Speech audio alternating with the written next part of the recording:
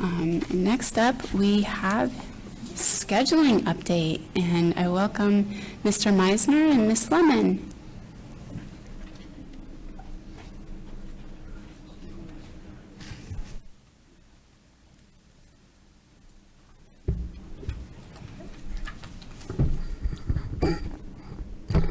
Good evening, President Meyer, Vice President Altman, Mrs. Marshall, Mr. Dorn. Good evening. We're excited to be here tonight to share a brief update with you about the secondary scheduling process. For those of you that don't know who I am Matt Meisner. I'm the Director of Career and College Pathways. And my name is Megan Lemon. I'm the District School Counselor.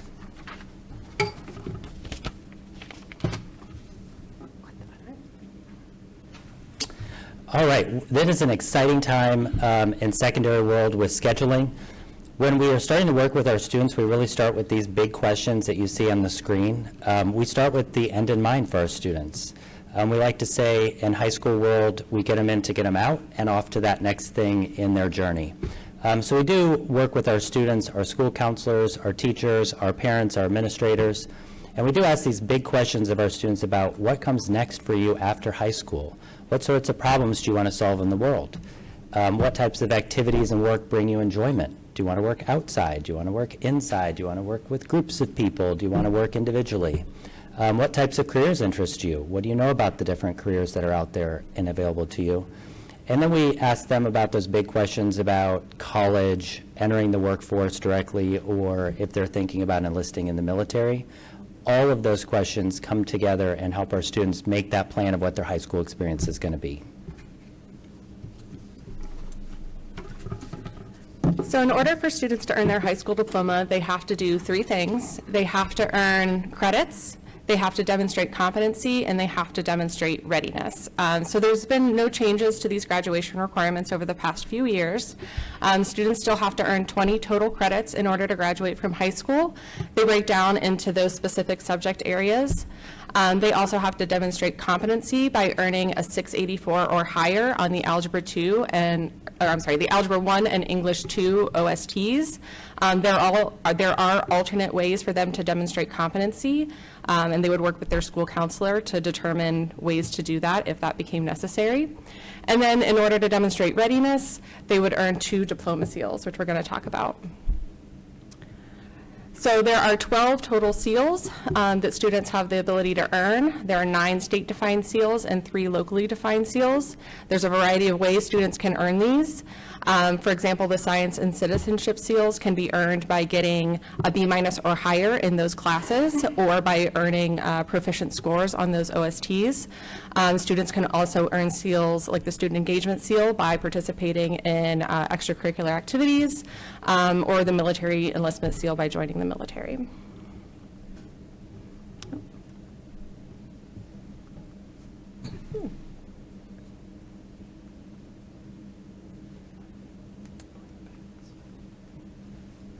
Not sure where to point it.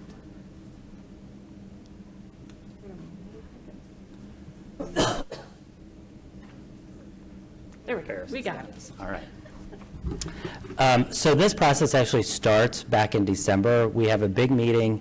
All of our school counselors come together, our administrators come together, and we start talking about what is scheduling going to look like for the next academic year.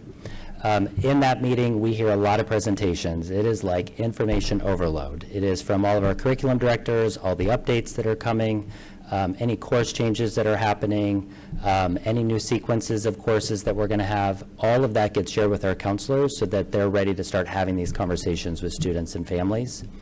In January and February, so I'll explain why this is split into 2 different bars in just a second, but in January and February, our students get a lot of information, so just think all that information our counselors just got in December. They bring all that and give it to the kids, our students, in January. So you get all the information about course selections, options available to them, our career pathways, Career Center information, IB, AP, CCP options. They get a ton of information about those offerings. And then in February, our students really then get to start selecting their courses, not now just for the next year, but for the next 4 years of their academic career, which I'm excited to share that part with you in just a second. When you look down March and August, In March, our school counselors meet every single one of our students in 8th grade through 11th grade, meet with their school counselor one-on-one, look at their course plans, look at their course selections for the next year, ensure they're on track for graduation, and also have those conversations if they're having questions about what course would be the next option for them. If they're thinking about College Credit Plus, what are the next steps?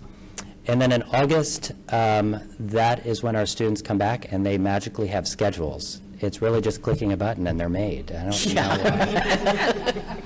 why.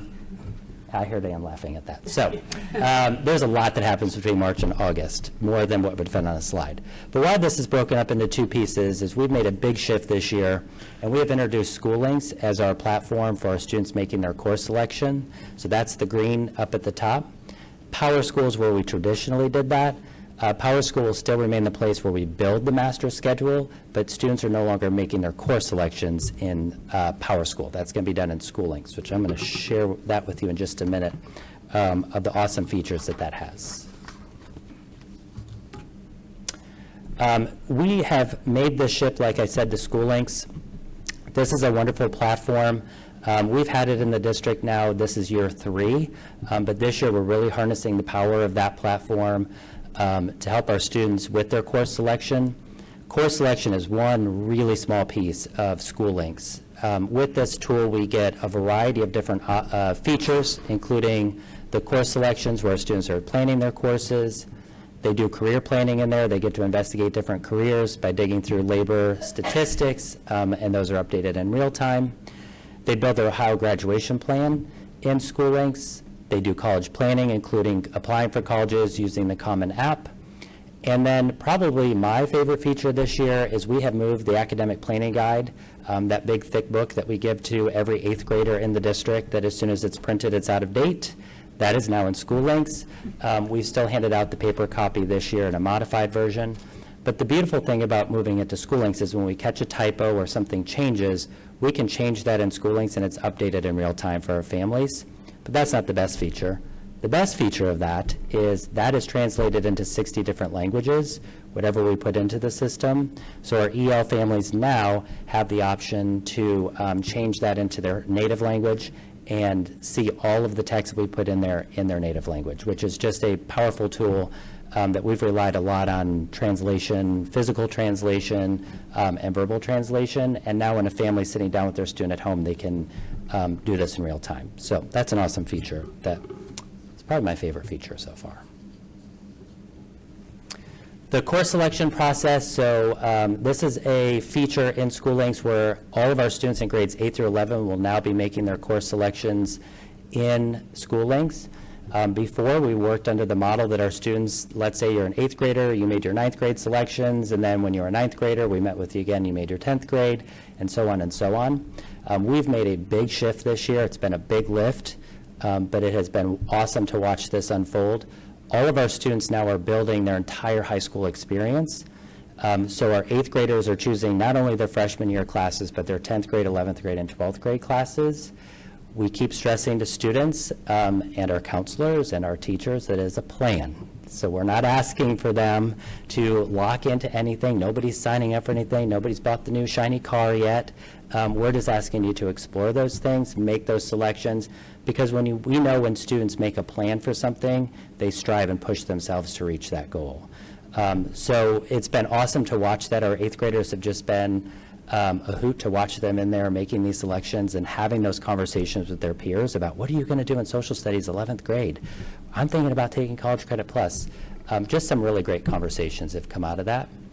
It provides our students and families real-time updates on their plans so our families can see what our students are planning for.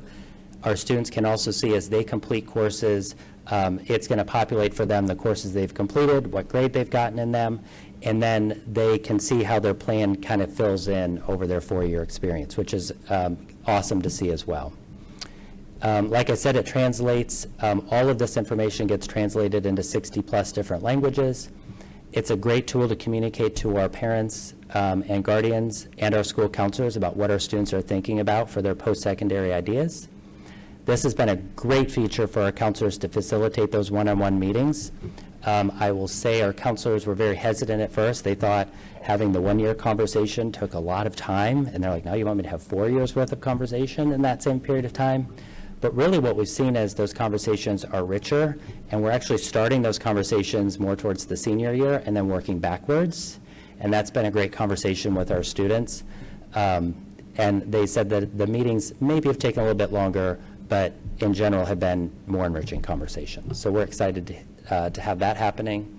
And then, of course, this is an integral part of the Ohio graduation plan, which are required by the Ohio Department of Education and the Department of Education and Workforce, as well as Ohio Revised Code.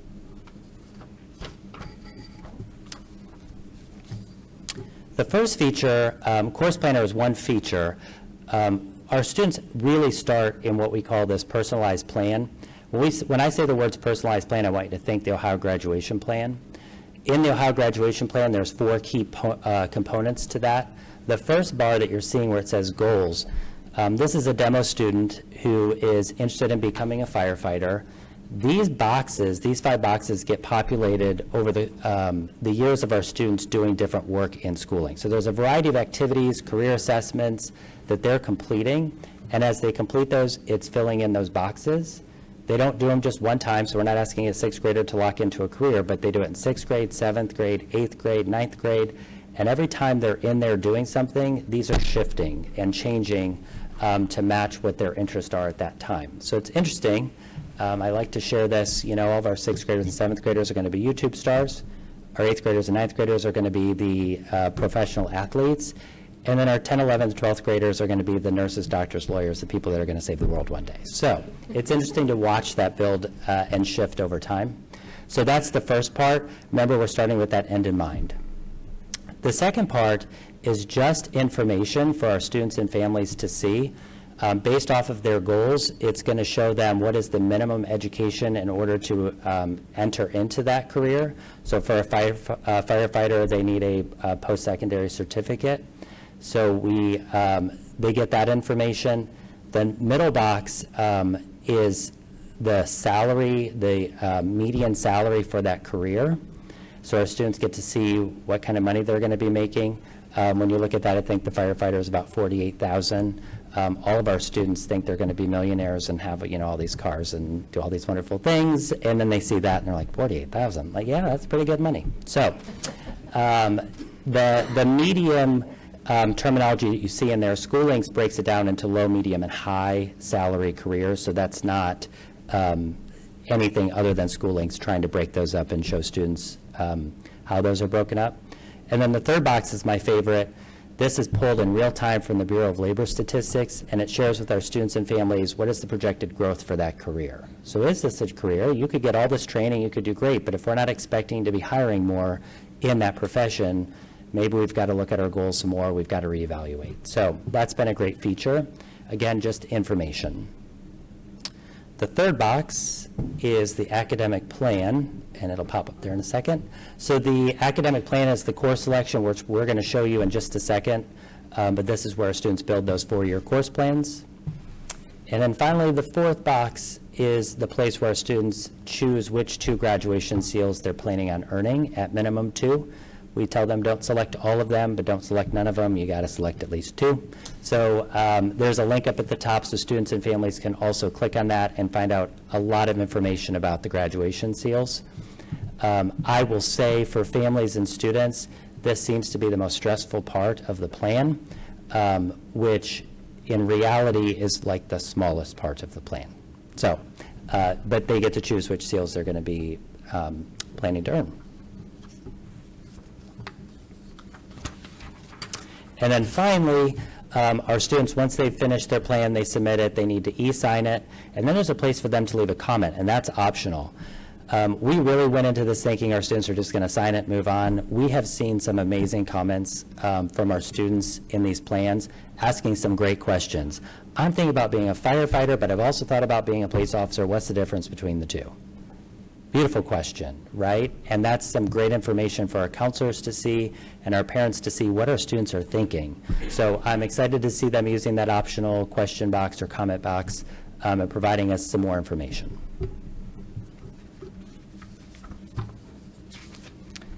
Once they've submitted their plan, our counselors love this feature. I love it as well. This can be downloaded as a PDF document, so our counselors love to print a lot of paper and put them in binders and do credit checks and keep track of students. So the first page that you see is their plan minus their course planner. So all that information you just saw for that student would be summarized on this side of the page. And then the second page and third page, this is the course plan. The courses that this student has selected to take over their next 4 years, including courses they've completed and the grades they've earned. This is a great thing when our counselors or teachers are meeting with parents. This would be a great printout to have in front of them as they're having those conversations.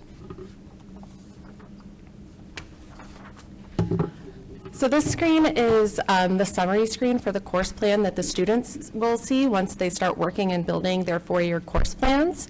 As you can see, it breaks it down into the required subject areas for each credit area.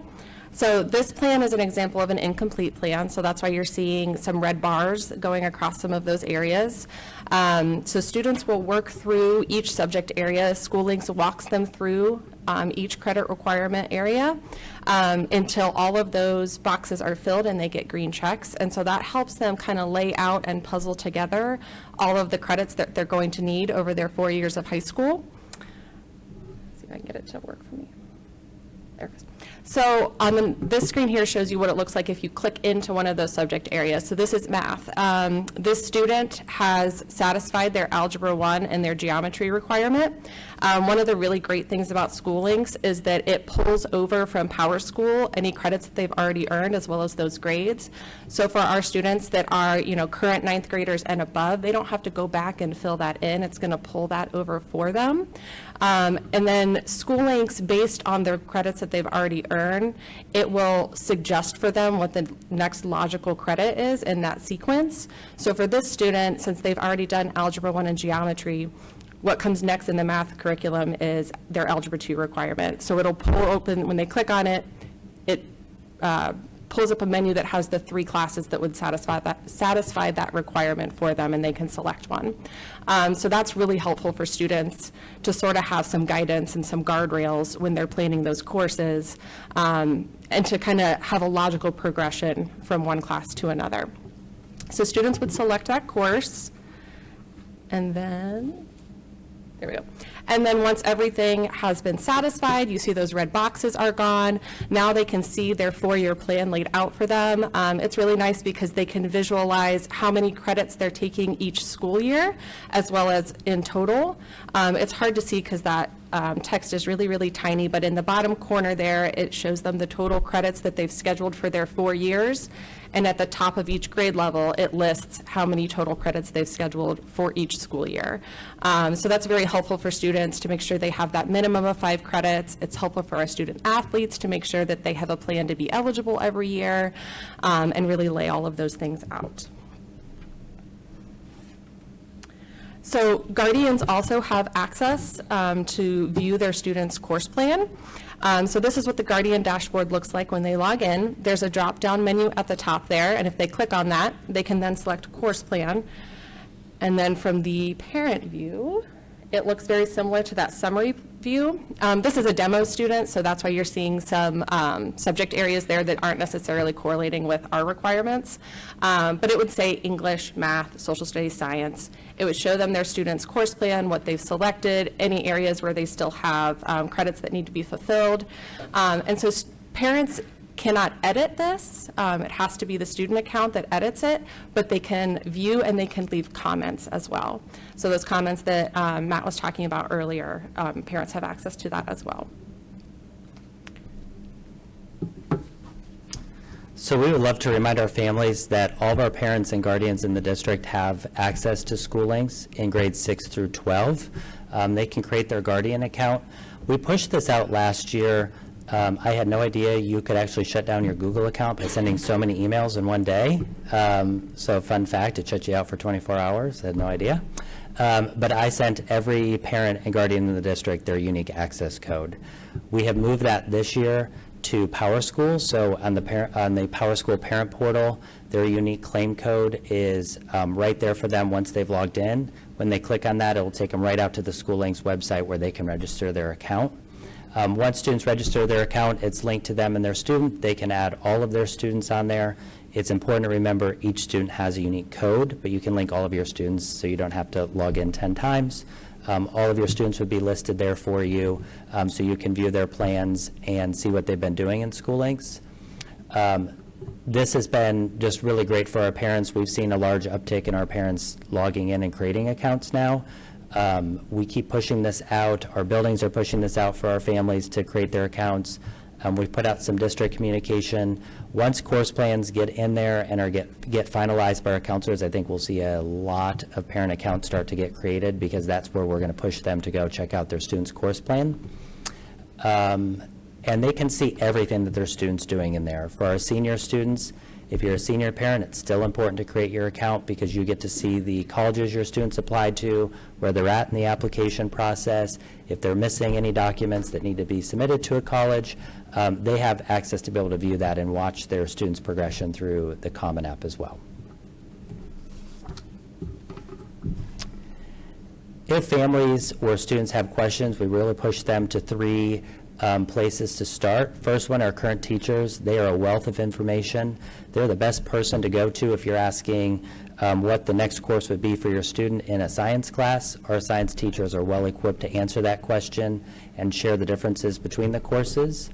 Next would be online. We have a variety of resources on our webpage, on our Schoology pages. Our buildings also put out a bunch of information on their websites about scheduling to keep families updated where we're at in the process and what they should be doing to assist their student. And finally, our school counselors are kind of the one-stop shop for all of it. So if you have questions about your School Links account, your school counselor can assist you.